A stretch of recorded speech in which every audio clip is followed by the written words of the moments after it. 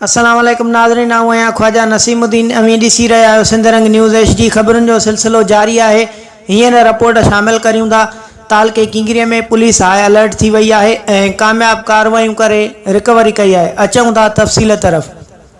पीर जो ॻोठ पुलिस 20 ॾींहं अॻु ॻोठाणे गुलाम मुर्तज़ा कहार खां फुर थियल शुआरनि सां भरियल डाटसन हिक ॻुझे इतलाह ते नाकाबंदी करे हथ करे 2 हथियारबंद रहमतुल्लाह चाचड़ ऐं कामरान राहू जो KTT पिस्टल समेत गिरफ़्तार करे वरितो आहे। ॿिए तरफ़ अहमदपुर पुलिस कुछ ॾींहं अॻु दुकानदारनि यूसुफ शाह ऐं मुमताज़ सुपिड़ियो जे दुकाननि जी छतुनि तां चोरी थियल सोलर प्लेटूं हथ करे मालिकनि हवाले कयूं वयूं आहिनि। ॿिए तरफ़ अहमदपुर लॻ मियां खान पुलिस जे चौकी इंचार्ज हिक ॻुझे इतलाह ते नाकाबंदी करे 10 मुहर्रमुल हराम ते ॻोठाणे नसीर चाचड़ जी चोरी थियल चाइना मोटरसाइकिल बैटरी ऐं हिक बकरी हथ करे चोर सफ़दर गिलाल खे गिरफ़्तार करे वरितो आहे, जेको पहिरियां रिपड़ी ऐं हिन वक़्त कराची जो रहवासी ॿुधायो पियो वञे। वधीक ख़बरुनि लाइ ॾिसंदा रहो सिंध रंग न्यूज़ HD।